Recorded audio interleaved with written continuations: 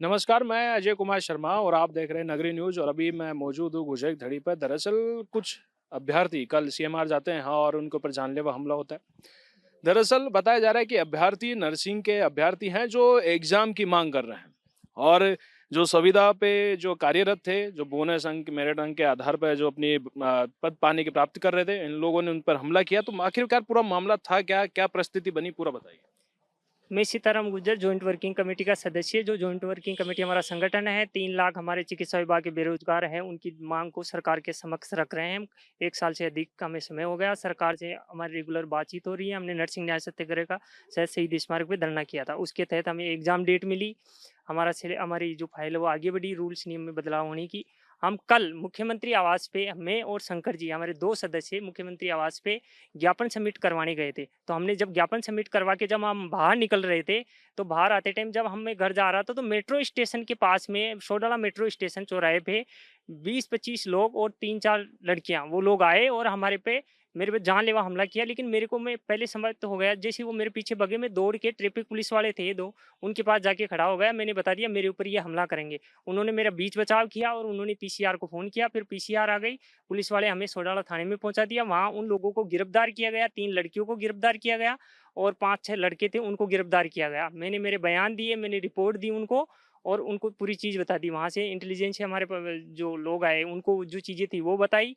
BJP से जो लोग थे उन्होंने भी हमारे पास संपर्क किया, क्योंकि हमने बीजेपी के कई लोग हैं जिनको हमने इस मांग के बारे में बताया था और हमारी मांग सकारात्मक चल रहे थे। मुख्यमंत्री जी और चिकित्सा मंत्री जी दोनों इसमें सकारात्मक है। हमारी कोई सीधी ये नहीं है कि सीधी भर्ती हो, हमारी मांग है कि परीक्षा के माध्यम से भर्ती हो, जिससे हम परीक्षा दे पाए और हमारे योग्यता जो हक है वो ले पाए। लेकिन लोकतंत्र में यदि अपनी हक और आवाज़ को उठाना गुनाह है, तो हम फिर वो बार-बार करेंगे वो गुनाह।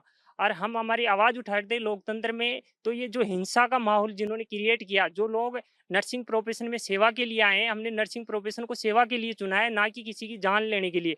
जो दूसरा हमारा पक्ष है, जो सीधी भर्ती चाहता है, उन पे उन्होंने हमारे ऊपर जानलेवा हमला किया। तो वो लोगों की जान बचाने के लिए आए हैं या जान लेने के लिए आए हैं वो लोग? वो क्या नर्सिंग में लोगों की सेवा करेंगे? जो लोग जान लेने के लिए उतारू है, हमारे पर हमले कर रहे हैं।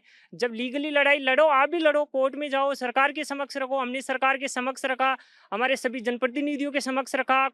विधानसभा में 10 से ज़्यादा विधायकों ने हमारी मांग को ऑन रिकॉर्ड रखा और उनकी एक भी किसी विधायक ने ऑन रिकॉर्ड मांग नहीं रखी। हमने ज्ञापन के माध्यम से हम रेगुलर चिकित्सा विभाग के अधिकारियों, आला अधिकारियों को बता रहे हैं, मुख्यमंत्री जी को बता रहे हैं, चिकित्सा मंत्री जी को बता रहे हैं, हमारे ऊपर जो भी है हमारे मामले पे कार्रवाई हो रही है, हमारे रूल्स पे जो भी काम चल रहा है, तो वो हमारे ऊपर जानलेवा हमला क्यों? पर्सनली अटैक क्यों कर रहे हैं? अब मेरा सवाल ये है कि एक जो माँग है आपकी, एक आपकी पर्सनली तो है नहीं, अन्य तो आप पे व्यक्तिगत हमला क्यों हुआ है? पहले तो इसका मेन कारण क्या है? अब ये इस चीज़ का मेरे को पता नहीं। मैं तो मुख्यमंत्री आवास गए थे ज्ञापन देके, और ज्ञापन देने जब आए हम, मेरे को ऐसा लगता है, उनको ये लगता है, क्योंकि मैं सदस्य हूँ जॉइंट वर्किंग कमेटी का। तो जैसे ज्ञापन सबमिट, अलग-अलग काम है सब लोगों का। जैसे हम ज्ञापन सबमिट करवाने जाते हैं तो मैं जाता हूँ, क्योंकि मैं जयपुर से हूँ। तो मैं, जैसे मेरे साथ जो भी कोई लोग जाते हैं तो हम जाके ज्ञापन सबमिट करवाते, तो उनको ये लग रहा था ये लोग सरकार को या अधिकारियों को इस चीज़ के बारे में मतलब लीगली, मतलब लिखित में अवगत करा रहे हैं।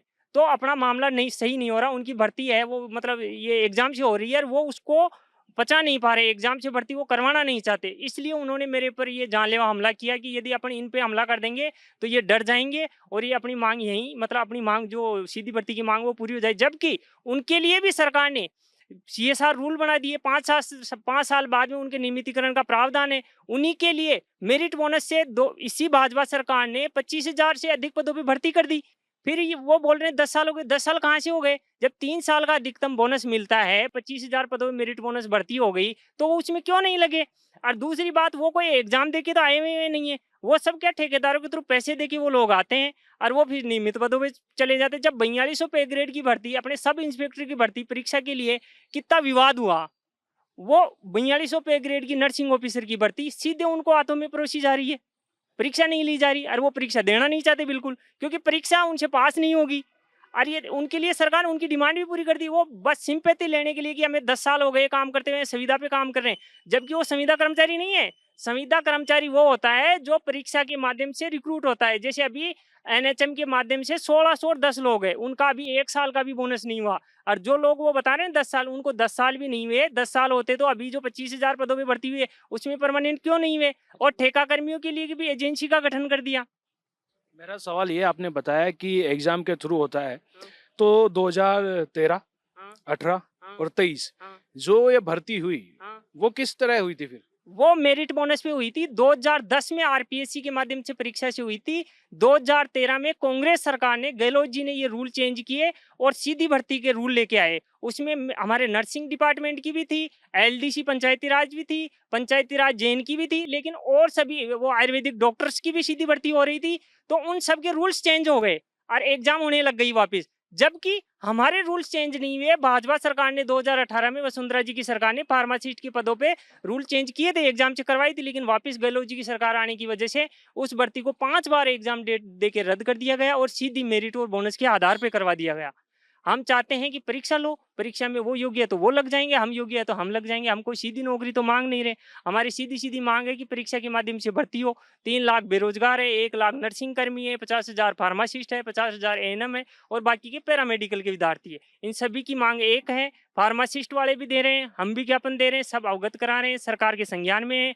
सरकार इसमें निर्णय भी ले रही है। भ्रष्टाचार, बैकडोर एंट्री को बंद करने के लिए सीएम साहब ने भी कहा है और विधानसभा में भी ये हमारी मांग उठी थी परीक्षा के माध्यम वाली, भाई जो ये बैकडोर एंट्री है ये बंद होनी चाहिए। जो ठेकेदारों के थ्रू जो पैसे देके जो लोग लग रहे हैं ये बंद होना चाहिए। सरकार अपनी एजेंसी के थ्रू ले और उसी के तहत सरकार एजेंसी का गठन भी कर रही है और अभी डाटा भी मांगा है। 2021 तक जो भी लोग लगे हुए हैं उसको एजेंसी में लेने के लिए भी कहा है। और सीएसआर रूल तो ऑलरेडी है। जो लोग लंबे समय से लगे हुए हैं या परीक्षा के माध्यम से लगे हुए हैं उनके लिए तो सीएसआर है, 5 साल बाद में नियमित हो जाएंगे वो।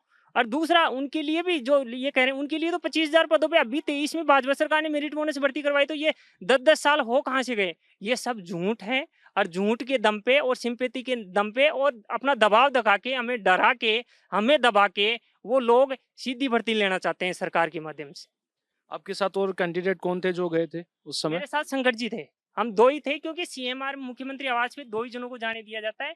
मैं 2 बार कितने मुख्यमंत्री बजे साहब की से मिला घटना थी? कितने बजे पहुंचे थे आप, वो बताइए? सर हम 10 बजे मुख्यमंत्री निवास पहुंचे थे। वहां से हमने पास लेके हम सीएम साहब के ओएसडी से मिले। ओएसडी को हम ज्ञापन सबमिट करा के जैसे बाहर निकले तो सर इनकी प्री प्लानिंग थी।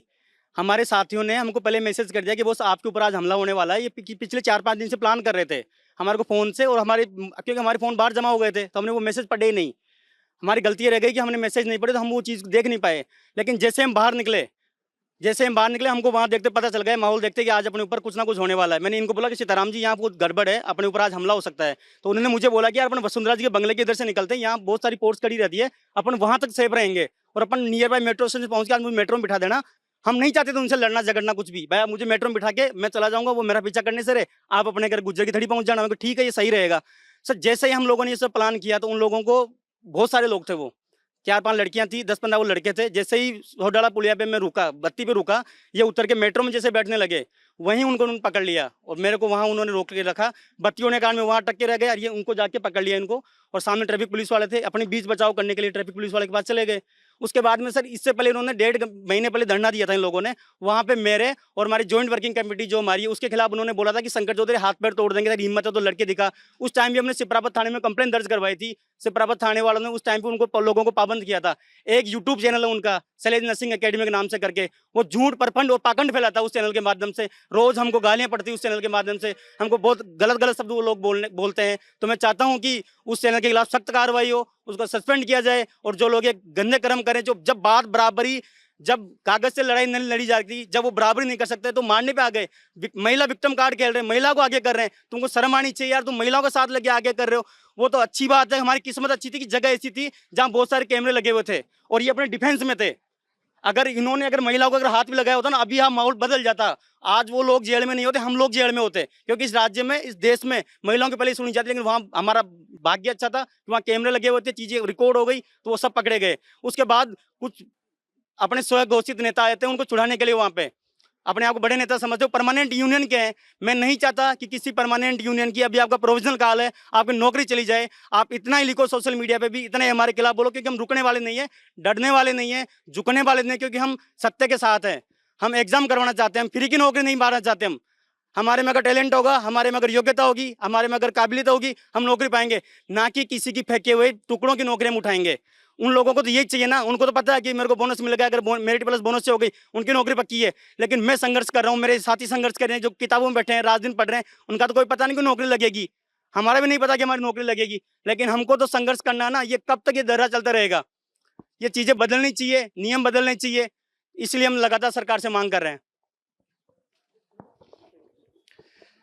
देखा आपने किस तरह का जो मामला रहा, पूरा प्रकरण रहा कि जो अभ्यर्थी हैं वो सीएमआर जाते हैं और उनको पर जो मेरिट बोनस अंक के आधार पर, जैसे इन लोगों ने बताया, उसके वो लोग इन पर हमला करते हैं। इसी बीच मामले में सोडाला थाना में इन्होंने एक शिकायत भी दी है। फिलहाल एफआईआर नहीं हो पाई है, एफआईआर की अभी कॉपी प्राप्त नहीं हुई है इन्हें। अब इस मामले में तो जांच के आधार पर ही और पुलिस जांच के आधार पर पता चल पाएगा आखिरकार मामला था क्या। लेकिन मुख्यतः इसमें एक बात सामने निकल के ये आ रही है कि एक तरफ मेरिट बोनस अंक के आधार पर कुछ अभ्यर्थी जो मेरिट बोनस अंक के आधार पर लगने की बात करें, दूसरी ओर अभ्यर्थी नजर आ रहे हैं कि जो एग्जाम के आधार पर लगने की बात कर रहे हैं। इन दोनों के बीच में सरकार भी कहीं अब इनको राहत नहीं दे पा रही है दोनों को, और दोनों में फंसे हुए हैं अभ्यर्थी। तो ऐसे ही न्यूज के लिए बने रहिए नगर न्यूज पर। नमस्कार।